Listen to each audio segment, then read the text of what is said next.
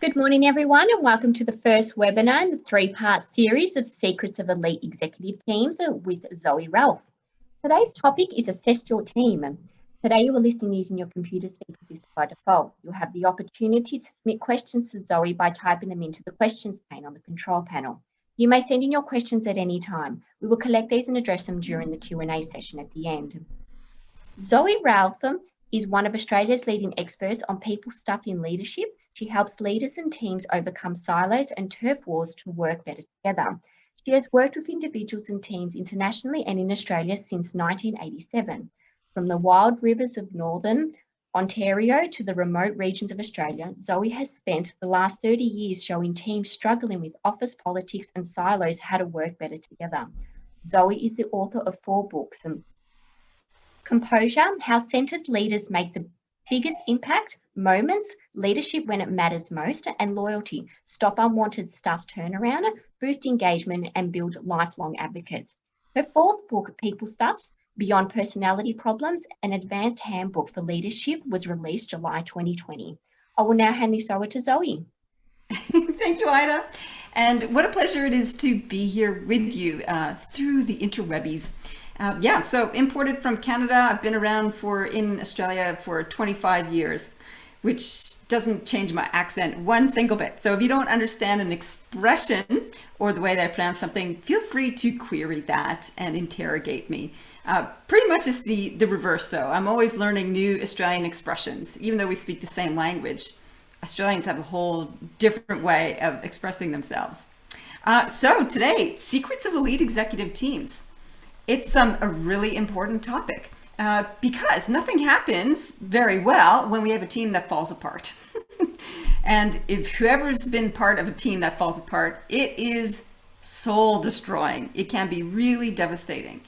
I was one such leader. Thought I was a pretty gung-ho leader actually as a young brash Canadian working in the outdoors.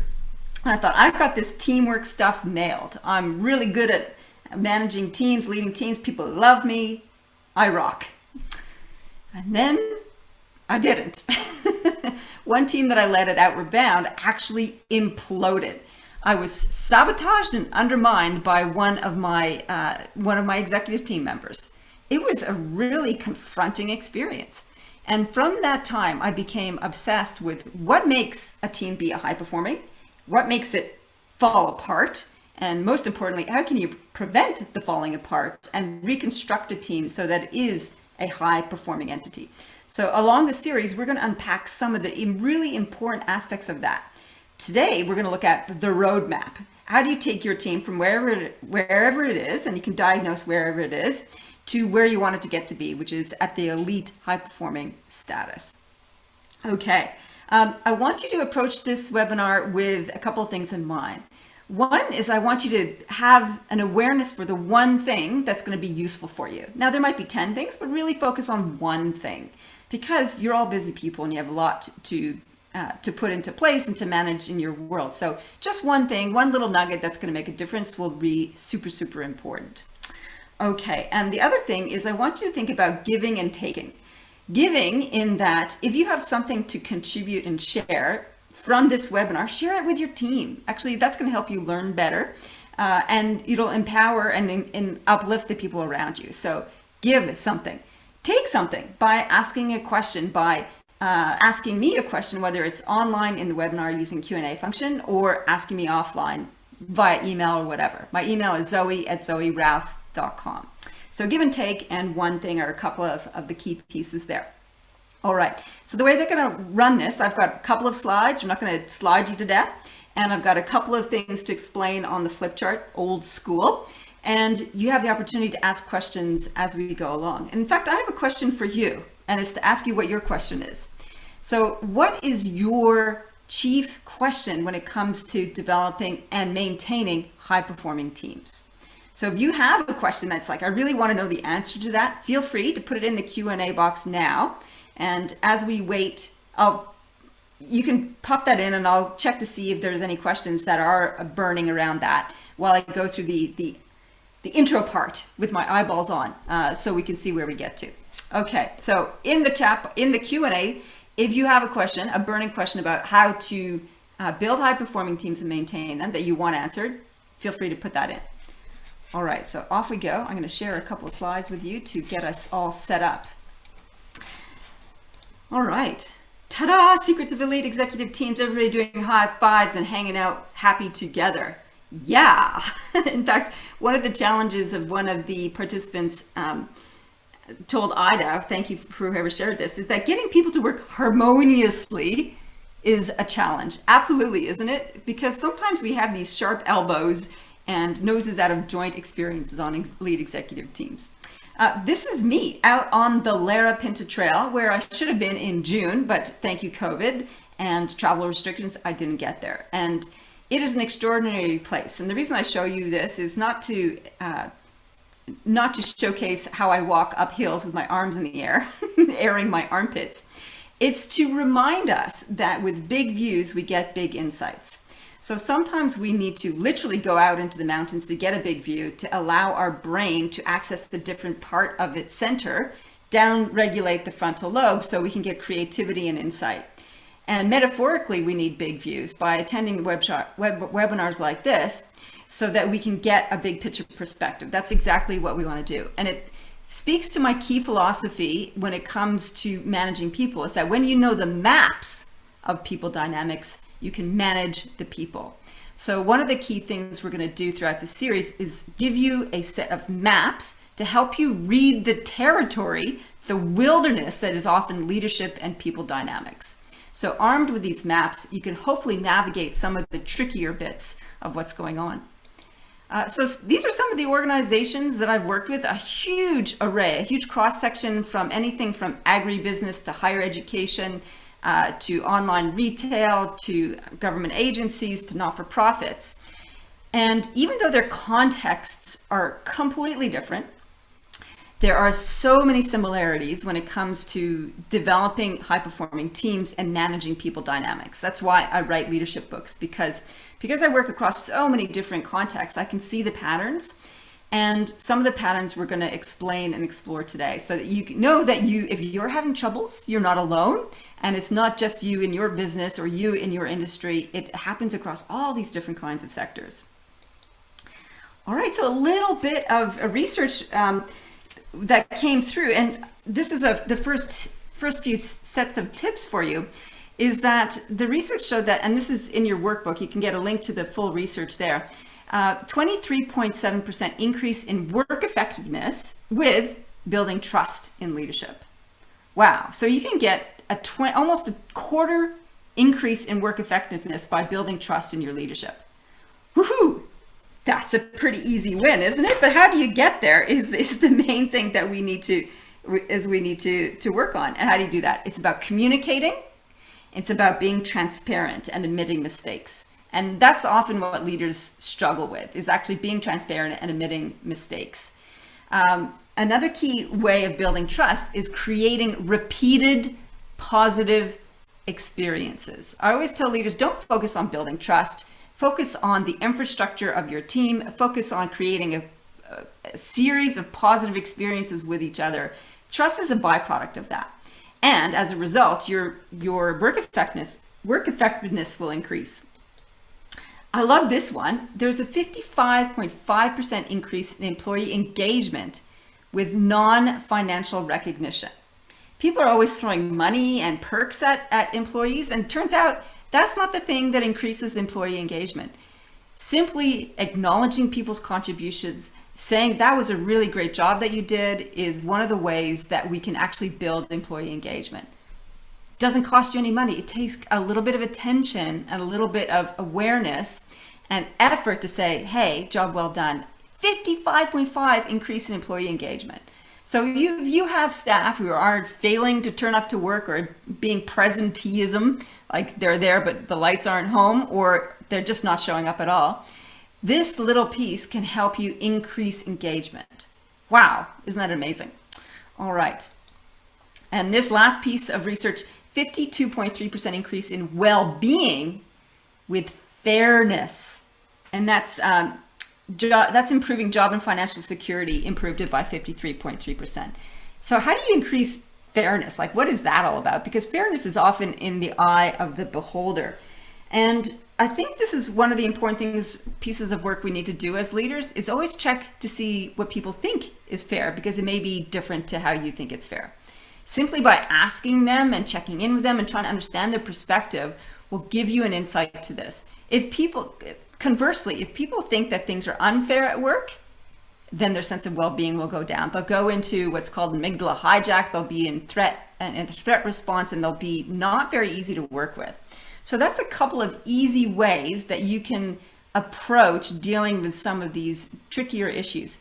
So to summarize again, it's about building trust, and the way that you build trust is repeated positive experiences and being transparent and open.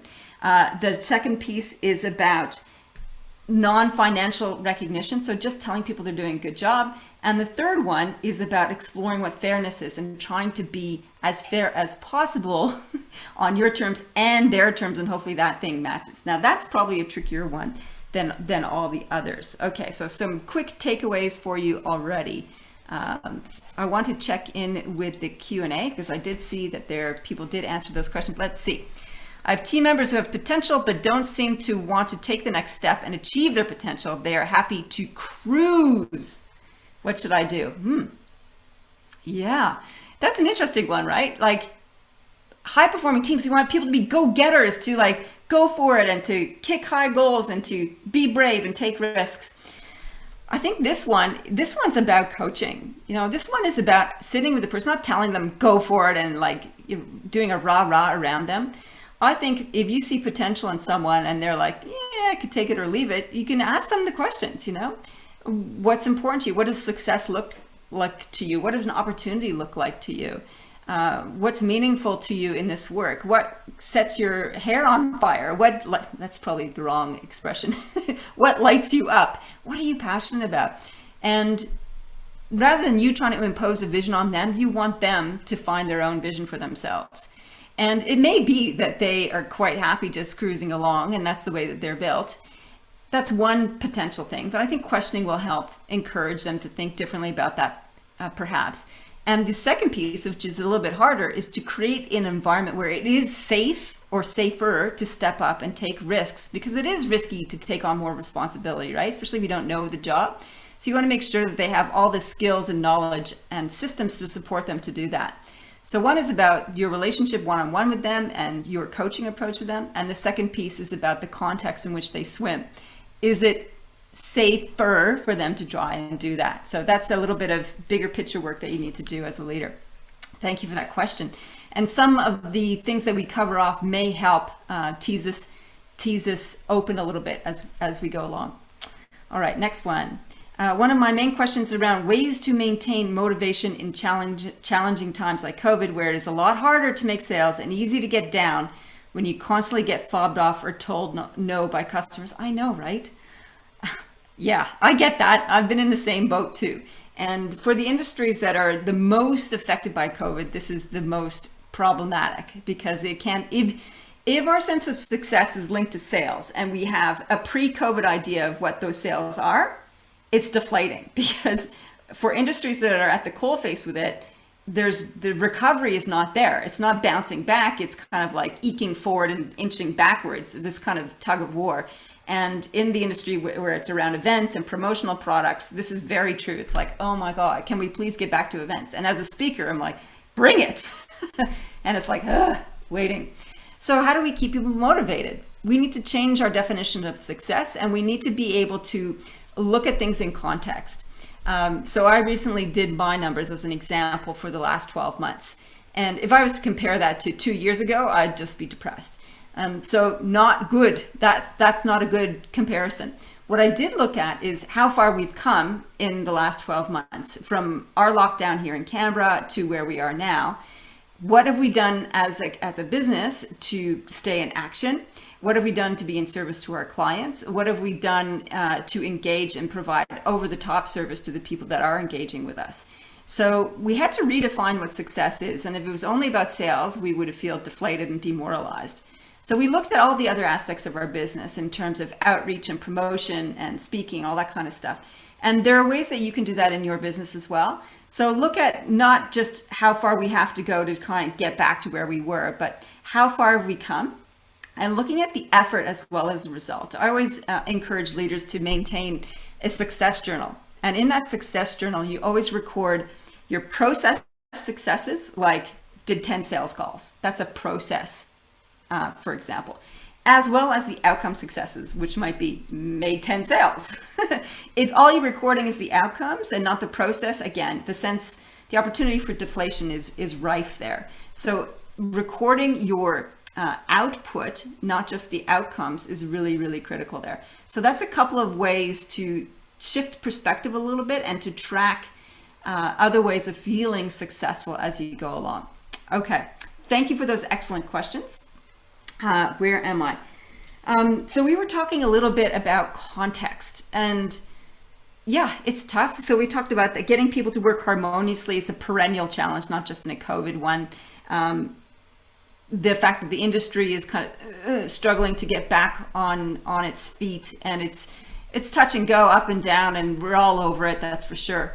So that's some of the ways that we need to navigate it. Even with that, though, there are some core fundamentals which we'll explore in this series that will help us be resilient through all of that, that we can be flexible and adaptable to all of that, which is great. Okay, right, did all that research. Myths about high-performing teams. The first one is people think it's all about the leader. You got to have like the best leader ever in order to have a high-performing team. Now, while it's true a leader has an impact on a team, it's not the whole story. In fact, what we're going to learn in the webinar too is that it's often about the structure and systems you have in place that affect the high performance of the team, as well as the skill of the individual players. So structure and skill play together in creating high performance. And the leader is the orchestrator. They're not playing all the music. So they have a role to play, but they're not the only role. And it's definitely not all about the leader.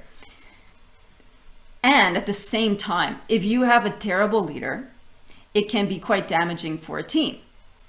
I think depending on the structure and skills of the team members, they can survive a poor leader, and yet it will have a long-term drain on them. So we need to be absolutely mindful of that. So the myth is it's not all about the leader, it's about structure and skills as much as the leader. So it's a whole ecosystem that we need to be mindful of.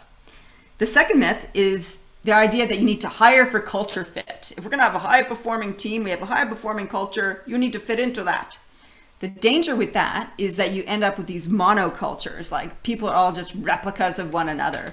And you lose original thought. You lose the capacity to challenge the status quo. You lose the dynamicism of somebody saying, hang on a minute, I see it from this point of view. So you don't necessarily want to hire for culture fit. I think you can consider hiring for values fit. And I think that's more important than culture fit. So values fit, why that's different is that values, we can have the same values but have different behaviors. So you and I can have a value of family, say for example, but the way that I express family might be different to how you express family. For me, family is me and my husband. And when we had chickens, our chickens, they're all dead now. Now it's me, my husband, and my plants. For others, family is your partner, and your adopted kids, or your fur babies, or it might be you, your partner, and your ex-wife and ex-husband and their kids, and you might have a blended family. Like how we do family can be quite different. However, we might have the same value as family. So hire for values fit, not just culture fit. And the other aspect I think that you can consider for this is hire also for contribution to culture. So you may not be a clone of me, but what can you contribute to the culture that will help enrich it? I think these are really important lenses to look through when you're looking at hiring and creating a high-performing team. The third piece is that high-performing teams sounds like it's like, we're just so driven and focused and go hard. It sounds like high-performing teams only operate in fifth gear. Not so. High-performing teams can use the entire gearbox. They know when to go into neutral. They know when to go into first gear. They know when to...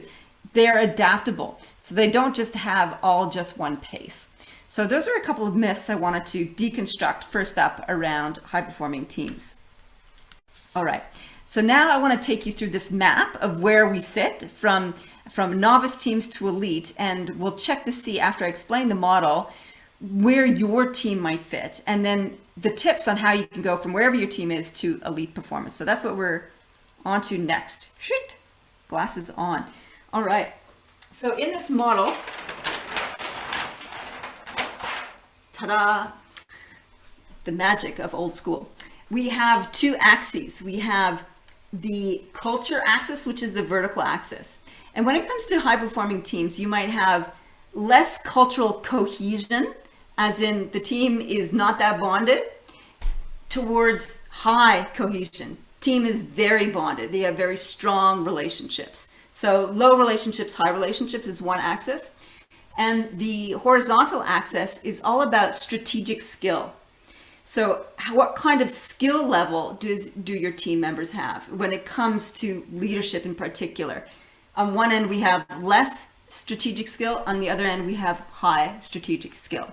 So this culture, cohesion, and strategic skill are the two axes that contribute to high performance. Now, when we have low cohesion and low strategic skill, we have, ta-da, novices. Novices, or a novice team as a collective. And what is that like as a leader? Well, it's a lot of confusion. You might be spending a lot of one-on-one time with people.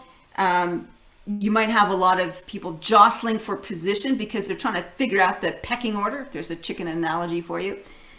There might be a lot of hand-holding from you as a leader because you've got to show them the ropes. You've got to coach them and nurture them and prod them along, and actually probably do more telling than coaching at this point. So it's very time consuming as a leader if you have people who are new to their role, new to the organization, and new to each other. And it's a lot of bumbling around. And there's a few risks here also. And the three risks you will find if we don't do anything to address this novice team and just kind of let them evolve on their own, big mistake, is the risks are you might end up with prima donnas. So people who like, right, new kid on the block, I'm going to rise above the other. It's all about me. And because there's no team building stuff going on. Or you might have lone wolves, which is similar to prima donnas, except they're just out for themselves. So prima donnas all about like, I'll take the limelight. Lone wolves are all about, I'm going to clean up and act for myself. And the third one is turtles. People who are just need to be nurtured and have a sense of belonging. They're not getting it. And so they retreat into themselves and they just go, oh, I'm just going to look after me. So those are some risks if we do nothing with a novice team. The opportunity here is that because they're novices, they want to learn and grow. So if you have a team that is mostly novice, they are probably primed for learning and growth. No one likes to feel unsettled. So you need to steward them in that. And we'll talk about how to do that in just a little while. So that's the first one. If we have increase in team cohesion, so we take our group of novices and we get them to learn about each other and they have a strong sense of camaraderie and they love hanging out and working together. They're sitting up here, but they may not necessarily have a huge skill base, either a leadership skill base or an actually execution of their job skill base. And what you might end up here is amateurs.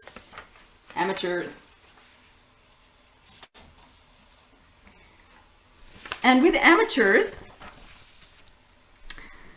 this can be a fun place to be, right? It's like they love coming to work, just all care, no responsibility. It's good. It's fun for them. Maybe not for you as the leader.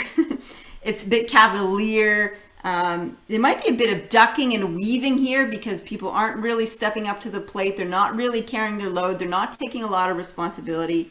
And they might be masking through this bravado and good cheer a lack of capability or competence. And that can be incredibly damaging. So the risks here with amateurs, if we don't do anything with them, is that we may end up with a bit of ass covering. It's like, yeah, things are right. It's all good. And they're like, because they're just pretending it's all good, sort of fumbling around, having a good time, but not really delivering. They might be blind to mistakes. And blind to mistakes because they don't know any better, because they don't have the skill level to understand what's going on. or they might be unproductive and they don't know how to deliver, so they're not delivering, or they don't have accountability, so they're not delivering. So yeah, lots of potential risks here. Now, the advantages are, the opportunity is because there's a good culture, like a good sense of team, and they like each other and enjoy hanging out together, they'll be more open and willing to grow and evolve. So again, so similar to novices, there's willingness and openness to grow. These guys are more comfortable with each other, so it feels less risky for them to learn and try new things. So that's the opportunity in the amateurs. Now, if we have, conversely, lots of skill, there are people who are very competent in their own role, they are kicking goals, they are accomplished leaders in their own right, in their own place, then what you find is that you might have silos. And this is what we have. This is an interesting dynamic. This is when we have stars. So people are performing really well,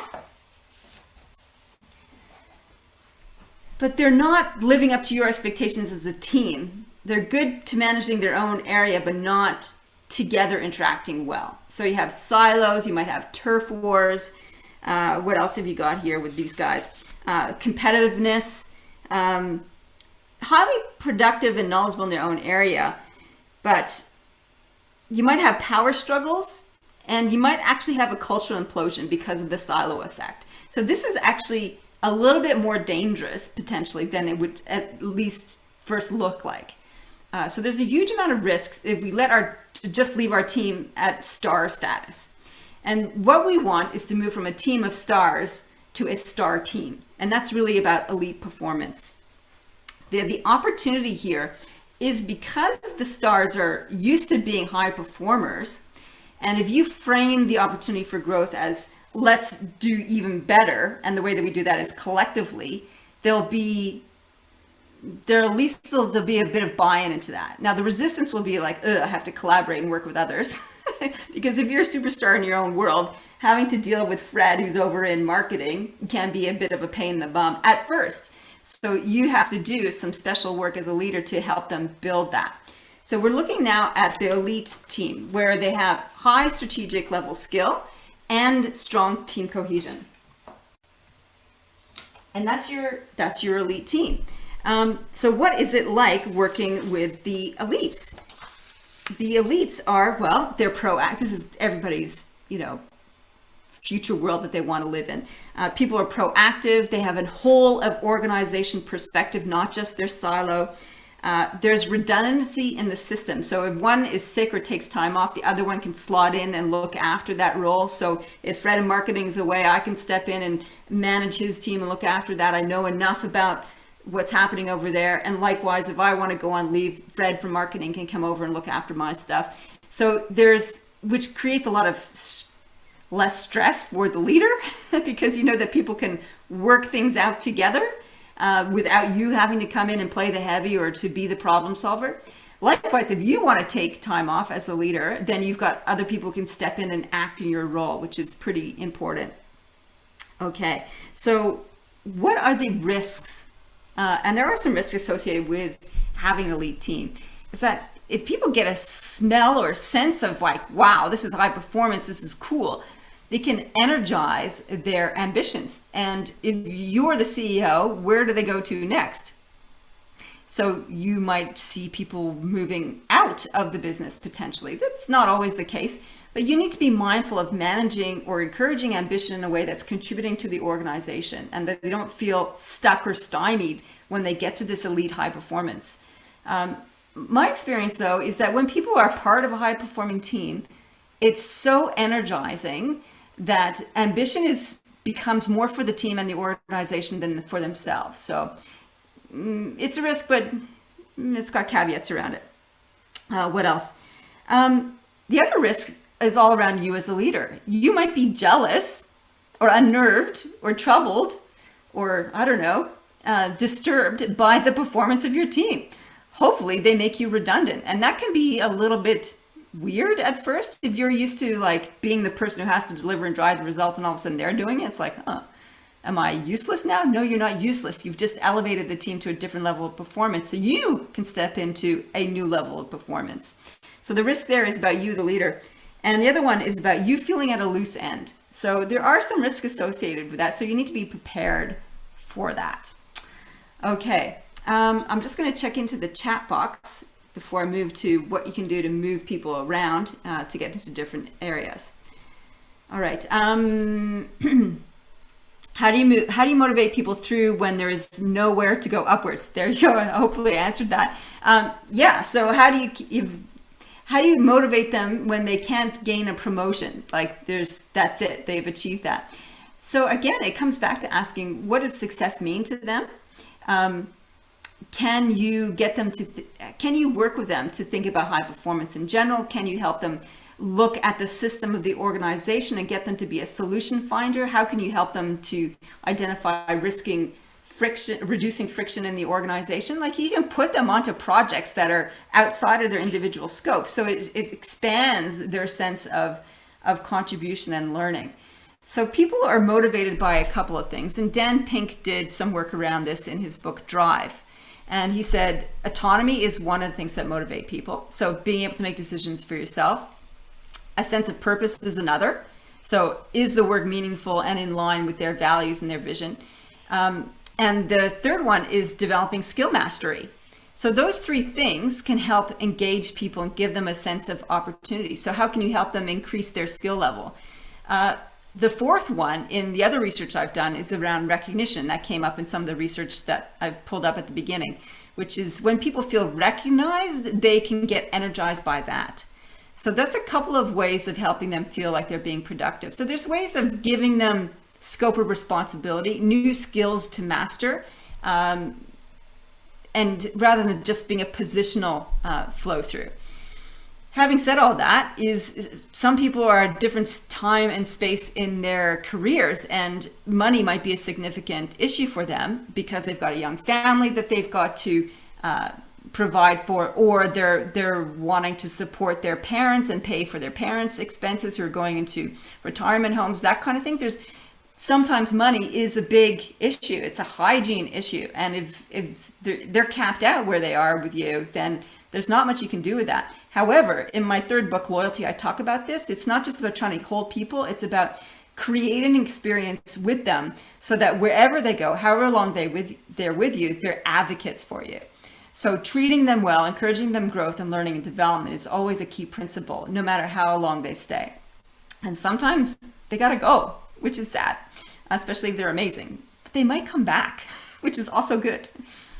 All right, so now what do we do? How do we, poll first. So Ida, I'll get you to run the poll for me. I'd love to know, with the poll, where does your team sit? So you might have some novices and some overall, where is your team?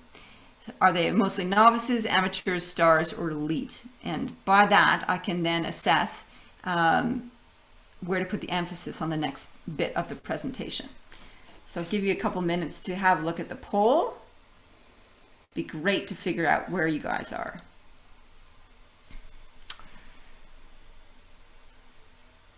Okay, how long do we run the poll for?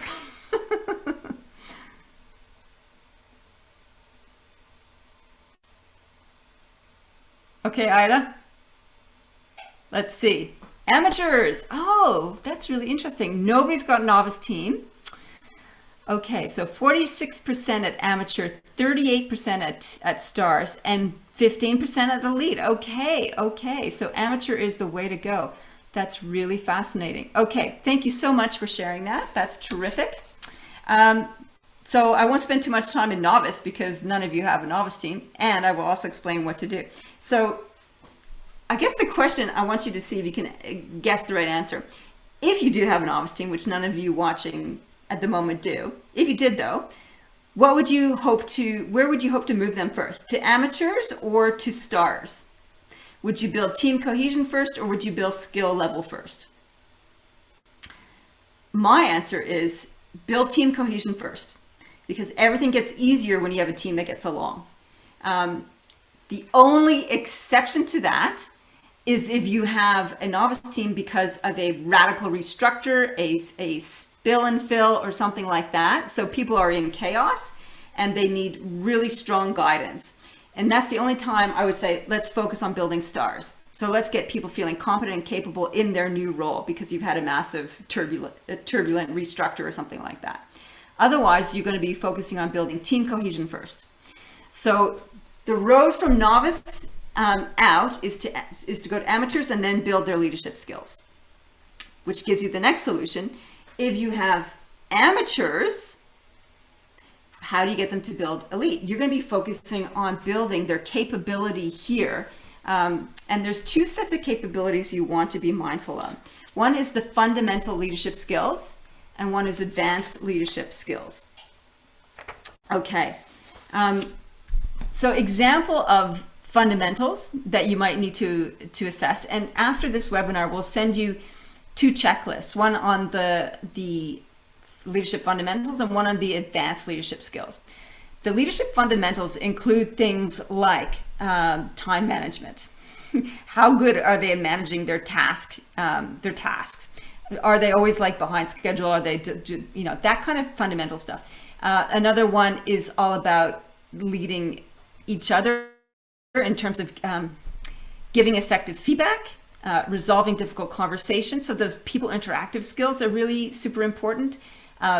Do they know how to build their own high-performing team if they have a team that they manage as well? Do they know how to motivate and inspire others? So there's a couple of key core fundamentals that do with delivering on task, as well as delivering on team, as well as self-management. So this self-awareness piece is part of the leadership fundamentals that people need to be mindful of. So those are the basics, if you like.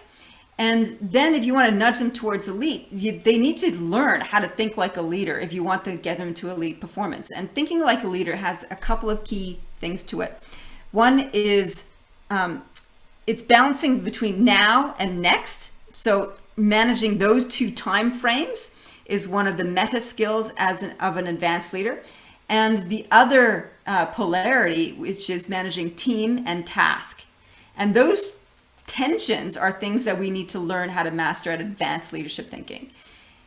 So when we manage the team now, that's about leading culture. So there's specific things you need to do in terms of leading culture, both at a team level and an organizational level. And again, the checklist will unpack this all for you. When it's talking about team and next, this is about leading change and the people side of leading change, how people respond to change, how you can anticipate reactions to it. And we'll cover off on some of that when we unpack the 4 devils of people stuff in one of the next webinars. So we're looking at difficult behaviors that come as a result of change threats. So being able to lead change and leading culture are the two meta skills of people dynamics. The other two meta skills are around task. And when you're focused on leading task and now, it's about leading performance. And that includes things like, how do you identify core results across the organization? How do you develop measures that matter, not just kicking goals at the end, but how do you actually create measures across the whole organizational system that allow you to tweak your behavior to produce the downstream effect? So that's an example of a couple of the leading performance type of tasks, creating accountability and responsibility and measuring progress as you go along. It's all about leading performance. And leading strategy is the 4th meta skill at advanced leadership skills. And leading strategy includes things like being able to do an environmental scan. What's out there in the zeitgeist that's affecting our business, our industry, our economy, our political system? So, from microcosm to big, that's the kind of stretchiness you need with your leaders and yourself. And what else? It's about doing scenario planning so that you can be nimble and responsive. So before the session started, Ida and I were talking about what's coming up for APPA, and it sounds really great. Like we're going to do our first live events and we're going to do it around the world. And then we also need to be mindful if the doors come down and we can't hop on a plane and go, how do we actually switch and bait things around? And we've all learned that this year, right? The last 18 months or so, how to do that nimble switch and bait thing. So this becomes a default model of how we operate in advanced leadership skills. The ability to read the context and be able to anticipate it and to respond to it proactively is one of the most important leadership skills you can do. So that's handful. It's a lot, right? So with your team, you might be, depending on what their skill level is, you might think, okay, leadership fundamentals, that's where we got to go. We got to get people ready and able to give effective feedback.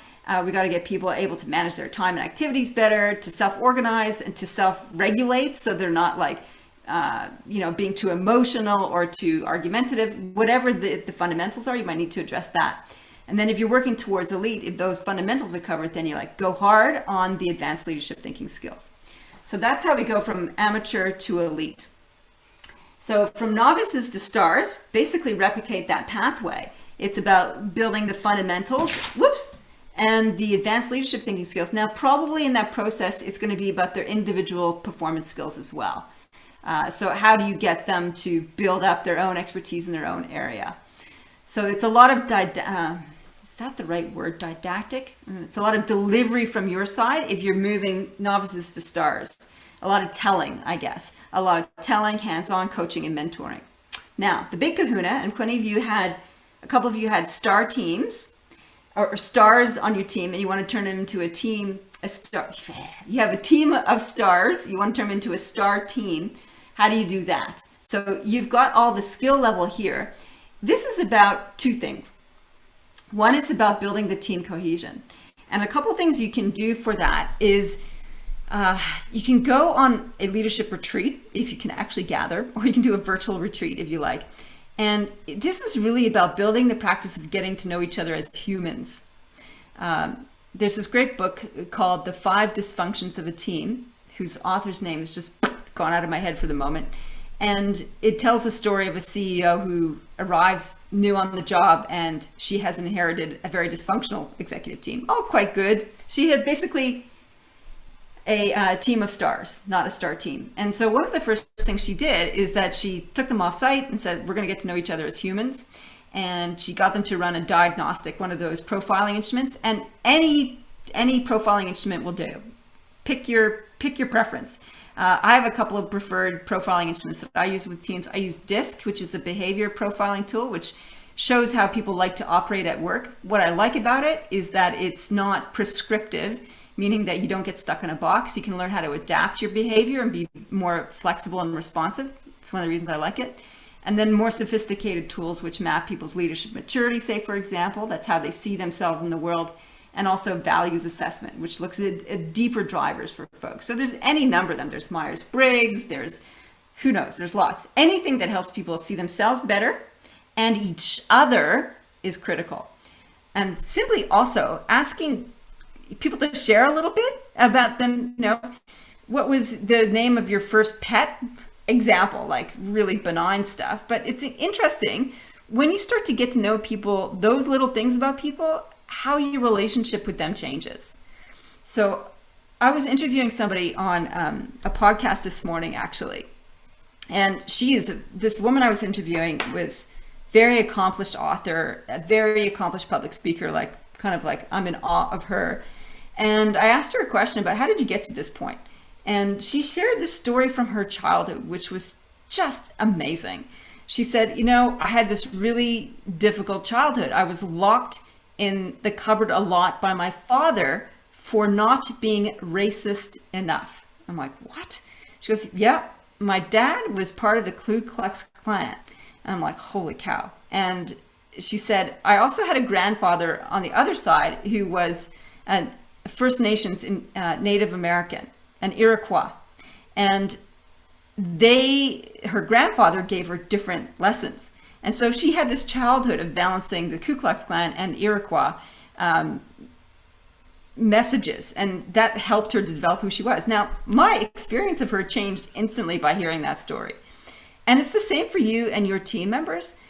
Possibly you don't know them from a bar of soap, really. Like, there's another executive I know who for 10 years worked side by side, a colleague, for 10 years, and then discovered after 10 years through a conversation over a coffee that person had arrived by boat as a refugee after having seen his whole family mowed down by terrorists. I'm like, wow. And this is the person you shared next to you for 10 years and you didn't know any of this stuff.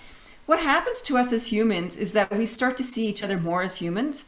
So we become more tolerant or more willing to understand where people are coming from. So their behaviors that poked us in the eye before become less irritating because we understand a little bit more of who they are as a context. So developing team cohesion is your first responsibility from going from stars to elite. So that's the interpersonal connection piece. The second piece is you need to help them, your stars, learn how to look at the whole organization. And a really simple tool, is it simple? Maybe not simple. A useful tool is results mapping.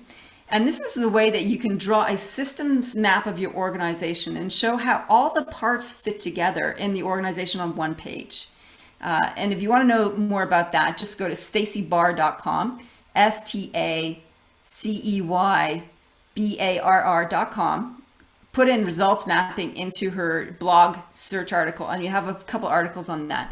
It's essentially doing a workflow of all the processes in your organization. And when you have that on one page, a picture of how things interconnect, you can't help but have a whole of organization perspective, which is exactly what you need for developing an elite team. You need to have that sense of wholeness, not just silo, in order to help people figure out or become more aware of how their behavior affects their neighbor and vice versa, and how we can actually get our teams to work better together so we can produce a better result for the whole organization, not just for me in my own silo.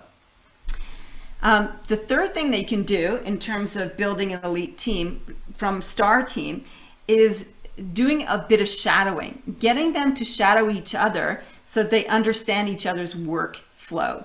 So again, this is building redundancy in the system so you can get people familiar with stepping into each other's roles. So that's 3 things you can do to go from stars to elite. Okay, now make sure I've covered everything for you at this point.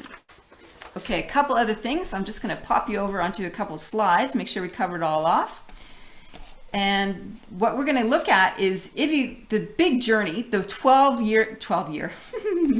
12-month journey from novice to elite, the 1-year plan. Okay, the first thing you have, where's my little thing? Come on. Here we go. So you start off with building your team identity and mission, and you do that potentially on a retreat. You do your culture compass, which you can discover in my 3rd book, Loyalty. It has all the guiding questions that you need there to develop your culture compass. You do Myers-Briggs profiling or DISC profiling, whatever profiling to get to know each other. You do get to know you activities, and you do an introduction to strategy. I'm working on this with one of my teams at the moment. So they've kind of, they're all over the place. So we are doing culture compass before we tackle strategy. The next thing you do is you start to build skills. You go with leadership fundamentals, that you start to establish KPIs for each other, and then you do a lot of one-on-ones. And the third piece is about leveraging those skills, developing your advanced leadership skills, your 25-year vision. That's a big picture piece. So, right, you're talking about how do I get people to motivate when there's not enough ceiling. It's like, let's talk 25 years. Let's not just, get stuck in the here and now. Let's talk big, long-term picture. And then the shadowing aspect is what I talked about earlier. All right, so that's your 1-year plan from novice to elite. Here's some mistakes that you need to be careful of. I think this is a big one. Assuming that people know what high performance is. And he's like, everybody knows what high performance is, and you have this picture in your head what you think high performance is, and you assume everybody else is the same picture. No. Explain in granular, concrete terms to your team that you're trying to build to elite status what that actually looks like for you. The second one is expecting the team to see the bigger picture automatically. This is the biggest one I have with CEOs. They're like, they just don't step up and see the big picture. I'm like, because they don't need to, or because you haven't showed them, or there hasn't been an avenue to, or because they're still learning their role. So this doesn't happen by osmosis. You actually need to facilitate this. You need to create projects and activities that help people to do this. And the last one is not doing anything to build competence and cohesion. So people assume that teams just organically are good or not. It's so not true. They need to be fostered and facilitated by you, the leader. And that takes effort when you're just trying to you just want people to get on, do their job. You actually have to nurture these people. So it's like tending a garden. It doesn't just naturally flourish into something fabulous. It needs some work. All right, now here's something fabulous for you, People Stuff. This is my latest book. Ta-da, People Stuff. It won the Book of the Year last year, the Australian Business Book Awards. I'm down to my last 2 books of my existing print run. If you would like a hard copy, I will send you a hard copy of People Stuff. All you have to do is email me with People Stuff in the subject line, say that you were on this webinar, and I will send you a copy. No problemo. Because I'd like to get the last 2 boxes off my shelf. So you can do me a favor. The offer is good until Friday, and then that's it, because I don't want to be having to send out books all the time into the future. So if you want a book, just email me. My email is zoe@zoerouth.com, and you'll get a signed copy of the first print run of People Stuff. Hee-haw. So that's my little special offer for you. Here is your home play, should you wish to play. This will be sent to you, the Leadership Fundamentals checklist, so you can check to see how good are your skills and your team skills. The Advanced Leadership Skills checklist, where are the gaps? And the third one is to plan a culture cohesion event. We don't do enough of it. And yes, you can do them online. So feel free to play around with that. Okay. All right, so that is the end of the formal presentation. I'm going to hop into the chat box and see if we've got any lingering questions. Okay, let's have a look. We sit somewhere between amateur and novice, more amateur traits than novice. Okay, yeah. So hopefully you followed the pathway for what you need to do. So team cohesion first, and then build your skills out. Okay, so I'm happy to take any other questions that you've got about what we've gone through. So the idea for today was to map where your team is and then to have a pathway of how you can get out of it. So it's like a big picture view. Having a diagnostic and understanding where your team sits and some ideas of where to nudge things forward is a critical thing. All right, last chance for Q&A. Wait, I think somebody popped something in there. Let's have a look. Okay, Robert says, fantastic session, Zoe. Yay! Thanks for sharing. Definitely sitting amateur and looking forward to putting in the pathway. Yeah, good on you. That's fabulous. This might be a good time now. If you have one key thing that which I asked you to figure out for the session, one key thing that you're taking away that you're going to chew on, implement, or dive into a little bit more. What is that one thing? So thank you for Robert, you prompted that. If, like Robert, you have one key thing that you want to have in there, that would be fabulous. And while you're doing that, I will give you a little preview of what's coming up in next week's session. Next week's session is webinar 2, the nuts and bolts of a lead executive team. So we're going to focus here on elite teams, and we are going to tease out the structure that you need, the skills that you need to focus on, and the speaking up that you need to enable, and the purpose of your team, the results. So that's the architecture of the elite team. So we're going to dive into that. We're going to look what to look for when identifying people's strengths and the conditions to leverage them, and the single most important discipline your team needs to embrace to get anywhere close to elite performance. All right, so I'm going to read as a recap, just what else? Takeaways. One key thing, spend more time with staff one-on-one. Yeah, spending more time with staff one-on-one always has benefits. You know, it's checking in with them, it's telling them what they're doing well, helping them, asking them questions what they think they're doing well. All right, well, if there's no more shares, here we go. There's 2 more actually. Okay, so we got leaving today and assessing the team's abilities. Yeah. And Kim says, I want to start to diagnose skills and develop individuals with tailored plans via one-on-one sessions. Awesome. You guys are awesome. Fantastic. Well, without further ado, thank you so much for joining me. I hope you have a good lunch or meal or cup of tea wherever you are, whenever you are listening to this. It's been a pleasure to share this overview with you. And I look forward to next week's session on the nuts and bolts. Over to you, Ida. Thank you, Zoe, for providing our members with this fantastic presentation. I'm sure many of them have walked away with some great tips that they can implement within their business. If any of our members have other questions for Zoe that come to mind after the presentation, please send them through to zoe@zoerouth.com. Over the coming days, you will receive a follow-up email with a link to view today's recording, the PowerPoint presentation, and other relevant information. I will also include Zoe's email as part of this email. On behalf of Zoe and APPA, thank you to all our participants in joining us today. I look forward to seeing you all at our second session. This will be held next Tuesday, the 13th of July at 11 a.m. Australian Eastern Standard Time. Thank you once again, and I hope you all have a great afternoon. See ya.